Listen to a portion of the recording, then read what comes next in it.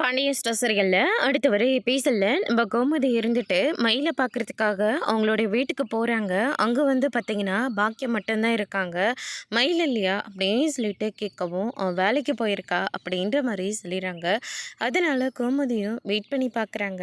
என்ன விஷயம் அப்படின்னு சொல்லிட்டு கேட்கவும் அவளோட பிரசவ செலவுக்கு இந்த பணத்தை வச்சுக்க சொல்லுங்கள் அப்படின்னு சொல்லிட்டு கொஞ்சம் பணத்தை அங்கே வச்சுட்டு வராங்க. அதுக்கடுத்துதான் நம்ம பாக்கியம் இருந்துட்டு அந்த பணத்தை எடுத்துட்டுறாங்க. நம்ம மயில் இருந்துட்டு கோமதி வந்துட்டு போகிறத பார்த்துட்றாங்க. இவங்க எதுக்கு இங்கே வந்துட்டு போகிறாங்கன்னு சொல்லிட்டு நேராக பாக்கியத்துக்கிட்ட போயிட்டு, அத்தை இங்கே வந்தாங்களாம்மா, எதுக்காக வந்தாங்க அப்படின்னு சொல்லிட்டு கேட்கவும், அவங்க பிரசவ செலவுக்கு அப்படின்ற மாதிரி சொல்கிறாங்க. கையில் என்னதும்மா இது, பிரசவ செலவுக்காக பணத்தை கொடுத்துட்டு போயிருக்காங்களா, குடும்பம் அந்த பணத்தை, இது அவங்க முறைப்படி தர வேண்டிய பணம் தானே அப்படின்ற மாதிரி சொல்கிறாங்க. அந்த பணம் நமக்கு தேவையில்லை, முதல்ல அந்த பணத்தை கொடுமா அப்படின்னு சொல்லிட்டு நம்ம தங்கமயில் இருந்துட்டு பாக்கியத்துக்கிட்ட அந்த பணத்தை வாங்கிட்டு நேராக அவங்களுடைய வீட்டுக்கு போகிறாங்க.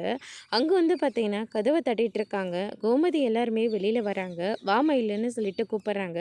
உள்ளே வந்து விருந்து சாப்பிட்றதுக்காக நான் வரல, இந்த பணம் எனக்கு தேவையில்லை, என் குழந்தைய எப்படி பார்த்துக்கணும்னு எனக்கு நல்லாவே தெரியும் அப்படின்னு சொல்லிட்டு அந்த பணத்தை ரிட்டர்ன் பண்ணிவிட்டு தங்கமயில் அங்கேருந்து கிளம்பி போயிடுறாங்க. அதோடு இன்னைக்கான பிரம்ம முடிச்சிருக்காங்க. இனி பாண்டியன் ஸ்டோர் சீரியலில் அடுத்தடுத்து என்னெல்லாம் நடக்க போகுதுன்றதை வெயிட் பண்ணி பார்க்கலாம். தேங்க்யூ.